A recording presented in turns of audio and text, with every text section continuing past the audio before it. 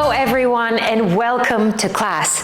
Today's session is dedicated to the figure curl. We use this beautiful, skillful element mostly in cha-cha and rumba, and today's session is dedicated to breaking down directions, rotations, arm coordination, and focus change into that very, very beautiful step. So let's begin. First of all, what is a curl? A curl is a forward walk turning that rotates and ends in a loose spiral.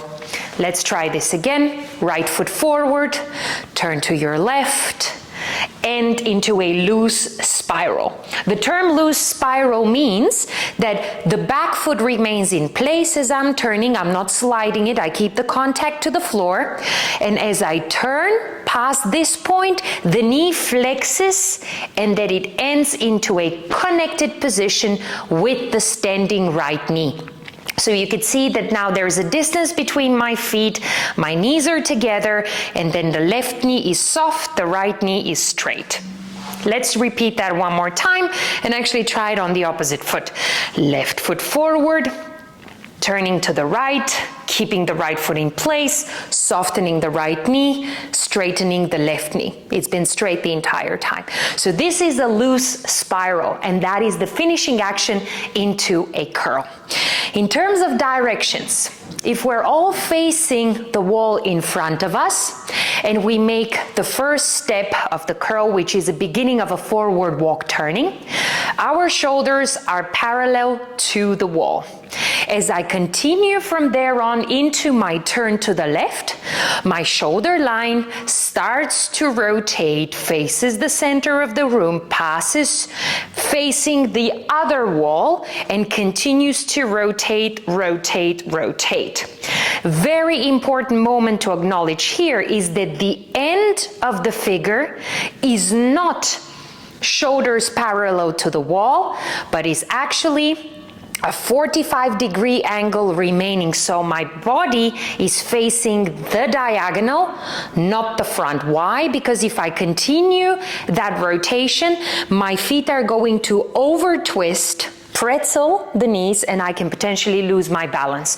So let's try this again, thinking only of the direction. Right foot forward, turning over to the left, making sure now that the body stops in a diagonal direction. From there on, if you continue into a next step, that 45-degree angle is dissolved as you make the following step. So let's just try this feeling again. Right foot forward, you turn over to your left, make sure you finish to the diagonal, make the step and unfold the body. This is done so that when you dance it non-stop with a flow, there is a beautiful continuity through your body, so it looks as such.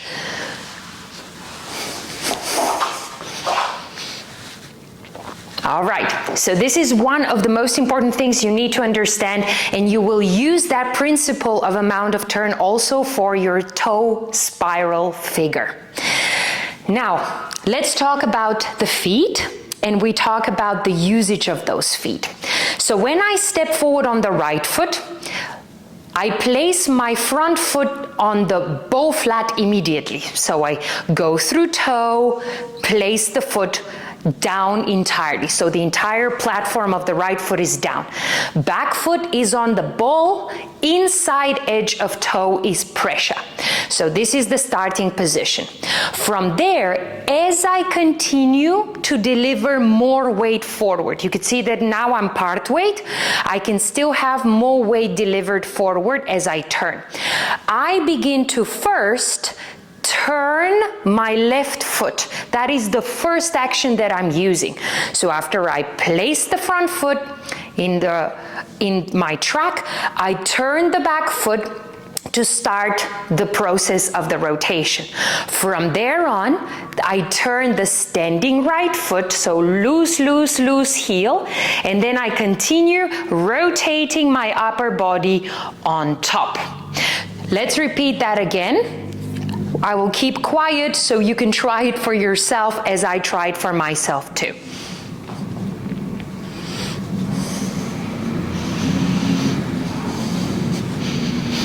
So what you will sense is you need a very active footwork from both feet, but they're not happening at the same time.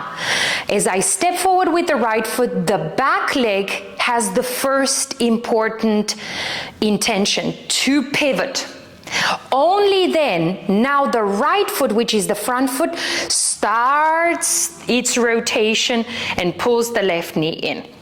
So I first go back foot, then I take over with the standing right foot.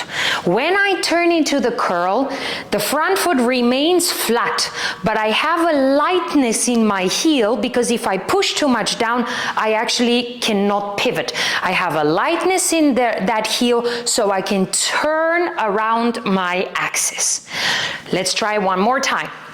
Forward, back foot, standing foot all the way into my 45-degree angle. You could see that the back foot goes from the ball, pivots, and from there on stays on a high toe. So you want to really beautify this foot because from there on you are going to use it for your next foot action, which is again bow flat.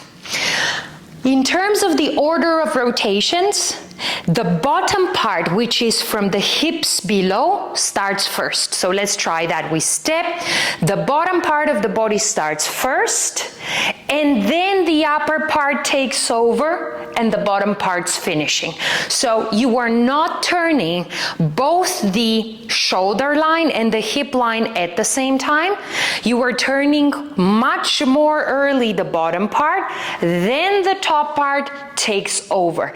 This is the secret to you keeping yourself in balance, because if you turn both top and bottom simultaneously, you lose the resistance and opposition in your body, which is for sure going to create issues with your balance.